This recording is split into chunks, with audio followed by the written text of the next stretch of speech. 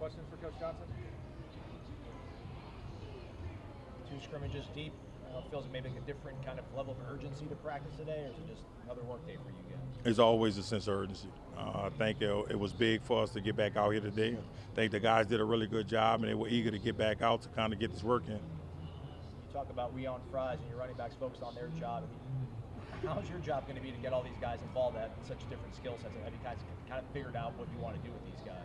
Yeah, and it always takes care of itself. You know, as long as people doing what they're supposed to do, definitely doing their job, and that's what we kind of emphasize in our running back room. You know, that's our biggest thing. We on Fries, making sure you just do your job. Don't worry about whatever else is going on, but make sure you're doing the things that you need to do. It's like you know what you got with Trey, but is it kind of trying to figure out what you got with Lawrence and Keziah and Rodney? Is that the bigger question mark for you guys? No, I kind of know exactly what we have with LT. LT's played a lot of football. Keziah has actually played a lot of football, and he's going to be ready this year. And Rodney's doing a really good job. You know, he's coming back off a little angle, but Rodney's been really good. He understands the offense a little more, and Trey is kind of chomping at the bit. I got a question, Coach. Yes, sir. How you get your mind right to start off the day? Best thing you do is, man, you always be thankful. First thing you do in the morning, man, you make sure you're thankful just to have opportunities, because we only get two things. We get a chance and we get a choice. So you always be thankful, and like I tell you all the time, get your mind right. Yes, sir. I'm gonna get my mind right. That's right. How hard has Trey worked at becoming a better passer this season out of the backfield? That was one of his main focus, that and protection. And we able to put him outside as a receiver, and he's feel comfortable with that now. You know, as last year was a little different for him, and that's what we push. Those are the things that we want him to improve on, and that's going to help him get to the next level with this program and kind of put us in the best position. With Keziah, you had him transfer in last year. He redshirted, didn't play, but what kind of impact did it have for him to be here last year, to know the playbook and to know everything this year? I think the biggest thing is understanding the culture of the entire team. You know, he was committed even on scout team. One thing about our guys, we're going to take every rep. You know, before Keziah, same thing CJ did the year before. They understand it's about the work, and right now he's kind of chomping at the bit. He understands what's going on with the offense. He's really smart player and he's strong. You know, he keep arguing about he's faster than Trey Benson. I said, we'll see. Sam's known for his speed, but even in the blocking drills and stuff like that, there's some toughness to him, right? Yes, he's a lot tougher than you realize. And actually, Sam is like 200 pounds.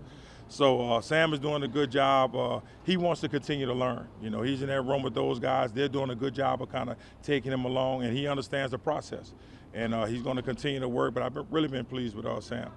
You had a chance to work with the punt returners before practice or early part of practice. What have you seen from Keon specifically in that? He's special. Keon Coleman is different. You know, I've seen a lot of players over the years, but just his mindset and how he approached, you know, not just, you know, practice, but meetings and everything. He is a true pro, and he's ready to kind of take that on, being one to return. The same thing with LT. So those guys, you know, they come every day wanting to be challenged and wanting to be coached. How long have you known about Keon? What age? Well, since probably like the 10th or 11th grade, he actually played AAU basketball. One of my close friends was his coach. Randy Livingston actually coached him in AAU. And they've been talking about just his mindset even with basketball. He was just that type of kid. He was tough. He would send me videos all the time during COVID in the backyard, running on his own. Nobody's throwing him the ball. He's just trying to find ways to get better.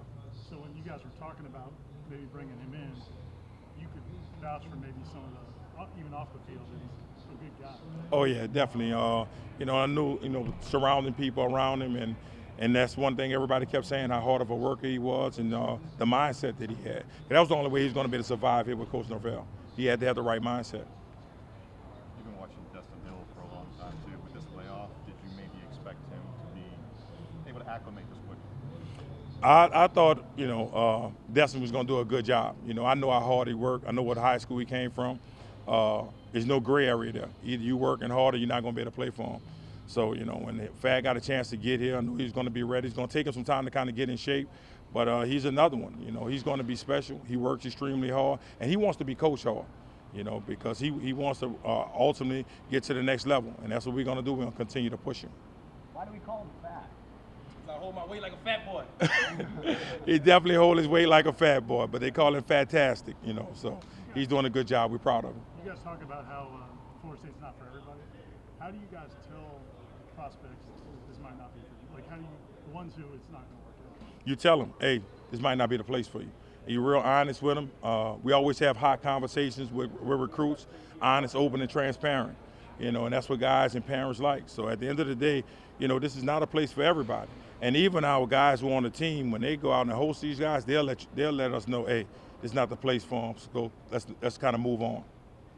Can you talk about some of the pass blocking drills today and the emphasis that you have on some of that and how some of the pass blocking might affect the playing time going forward?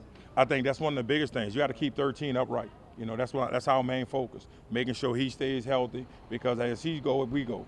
And I think today, you know, being in power, kind of getting on the string and trying to get Trey Benson to really shoot his hands, trying to do the same thing with LT. And they really approach those little things. They understand that, and they're really intense about everything they do. Coach said Jordan's day today was exceptional. I mean, you feel pretty good you're going to get 12 weeks out of him like that. I mean, what kind of confidence does that give you guys as an overall team when you have that guy playing like that? Well, it gives us a lot of confidence. And one thing about Jordan, he comes to work every day. You know, he's intense. He understands exactly what's going on, and he's helping the younger guys around him.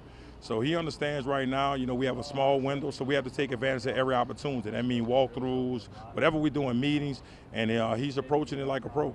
I know you don't work with him every day, but like, can you notice how much he's changed in 3 years? Like, I've seen him interviewed 2 years ago, and he just seems like he went from being 13 to like 25 overnight.